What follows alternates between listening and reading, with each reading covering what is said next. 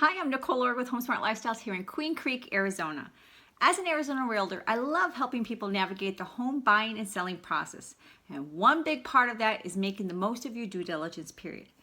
If you've been considering a move, then please watch this video as I take a look at the ins and outs of the due diligence period here in Arizona. At the end of this post, I'll give you access to the copy of the buyer advisory because this will be your greatest resource when it comes to making the most of your due diligence period. So let's get started.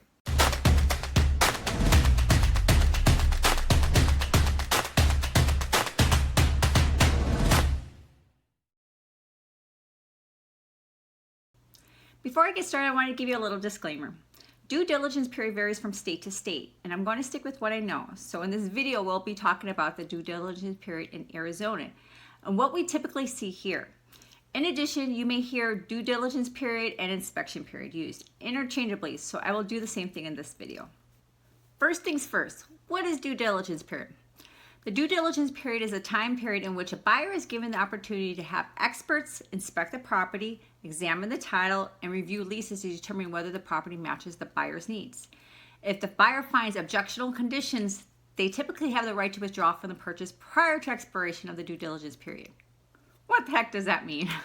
Long story short, this is the buyer's time to do all the research and inspections they want and need to feel comfortable proceeding with the purchase. In Arizona, the due diligence period is typically the first 10 days after the contract acceptance. That being said, the buyer and seller can negotiate and agree on a different amount of time. For example, if you're buying a home in Arizona but you live out of state, you may want to try and negotiate for a 15-day inspection period to give yourself some time to travel to Arizona. On the flip side, if there is a lot of competition for the property you want to buy, you may want to offer a shorter inspection period. A shorter inspection period may make your offer more appealing to the seller and help you win in a bidding war.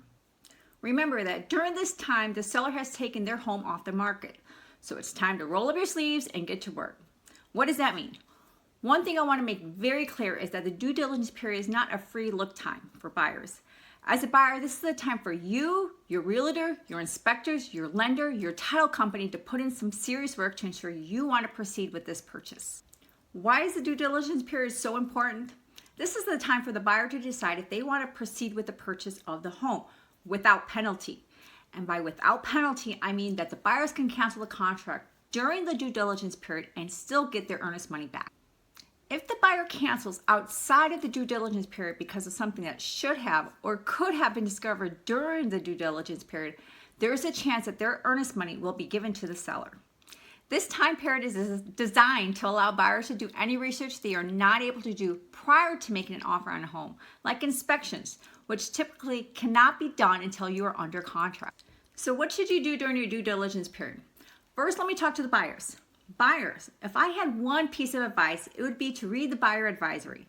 This is a fantastic and free resource put together by the Arizona Association of Realtors, designed to protect and educate you during the home buying process. I've also made an entire video on the buyer advisory, so please check last week's video on this. I guarantee this document will make you think of and research things you might not have thought of. In addition to reading and following the buyer advisory, I encourage you to do the following 5 things. First one, conduct all desired inspections. I will also be doing future videos on these type of inspections, so make sure you subscribe to my channel and click on the bell icon so you are alerted to these new video posts. Number 2, visit the neighborhood at different times of the day. Noise levels, neighborhood interactions are all different at different times of the day, especially on the weekends. So be sure to take those extra trips on a Friday night, on a Saturday night, and other times of the day that you may be affected by. Also, do not forget to talk to your neighbors. Number 3, practice your commute. I strongly encourage you to practice your commute at the times of the day you will normally be commuting. You need to know that you are comfortable making this drive every day. Number 4, read the cc&rs and ask questions. The cc&rs are the covenants, conditions, and restrictions. These primarily come into play in HOA-governed communities. It is important to know the rules in that community. 5, look into everything that is important to you. If you have a school-age children, investigate the schools. If you like to hike, check out the hiking in the area or biking trails. If it is important to you, research it. Now let me talk to the sellers. Sellers, I know this can be a very nerve-wracking time for you. You're worried that the buyer could find something that makes them walk away or that they'll pick apart every little detail of your home. I remember feeling the same thing when I was selling my house. My best advice to you is just to try to relax during this time. There is very little you can do right now. You need to keep your home in show-ready condition.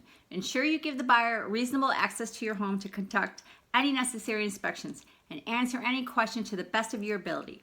Also, you want to ensure that your agent continues to market the home during this time, just in case the buyer decides to cancel the contract. I hope this video has shed some light on the importance of the due diligence period and what you can do to successfully navigate it. As I mentioned earlier, if you would like a copy of the buyer advisory, click the link below in the description box. Hope everybody has a great rest of the week, and I'll talk to you again next Tuesday. Bye.